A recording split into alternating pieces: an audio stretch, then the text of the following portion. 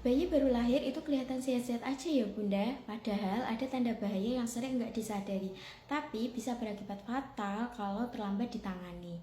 Yuk kita bahas apa saja tanda bahaya pada bayi baru lahir. Hai, aku Wulan, bidan muda kamu.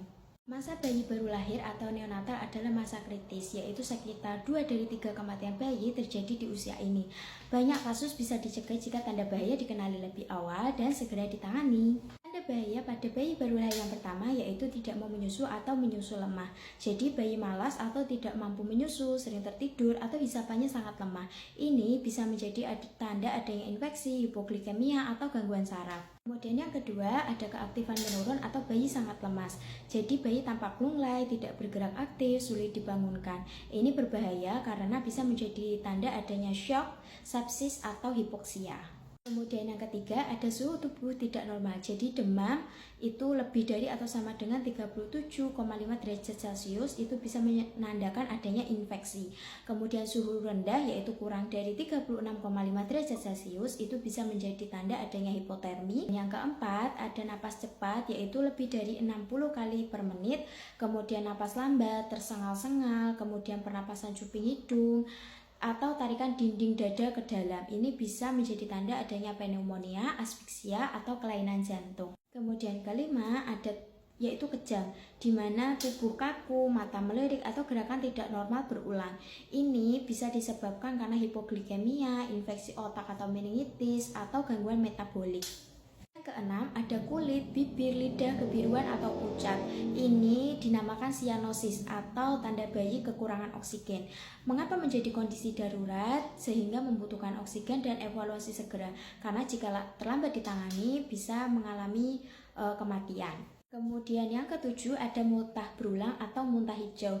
Jadi muntah sedikit itu wajar, tapi muntah terus-menerus atau muntah berwarna hijau itu bisa menjadi tanda adanya obstruksi usus atau kelainan pencernaan. Kemudian yang kedelapan, ada diare atau feses berair berulang. Ini bisa disebabkan karena dehidrasi cepat. Jadi kenapa berbahaya? Karena bayi ini rentan kekurangan cairan. Kemudian yang selanjutnya ada pusar merah, bengkak, keluar nanah, atau berbau busuk. Ini menjadi tanda adanya infeksi tali pusat atau omfalitis. Ini bisa berlanjut menjadi sepsis bila tidak segera diobati.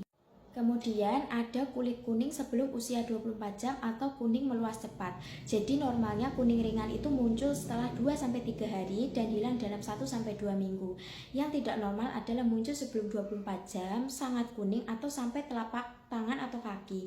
Ini bisa menjadi tanda adanya hiperbilirubin yang berat yang bisa menyebabkan kerusakan otak. Kemudian ada berat badan turun berlebihan. Jadi turunnya itu lebih dari 10% dari berat badan lahir. Jadi penurunannya itu sedikit normal di awal, tapi kalau berlebihan ini bisa menjadi tanda bayi tidak cukup mendapatkan ASI atau ada masalah metabolik. Kemudian ada tidak buang air kecil atau buang air besar dalam 24 jam pertama. Jadi normalnya bayi itu harus buang air kecil dalam 24 jam dan buang air besar atau mekonium itu dalam 24 jam. Yang tidak normal adalah kemungkinan kelainan bawaan atau atresia ani, obstruksi usus, atau gangguan ginjal.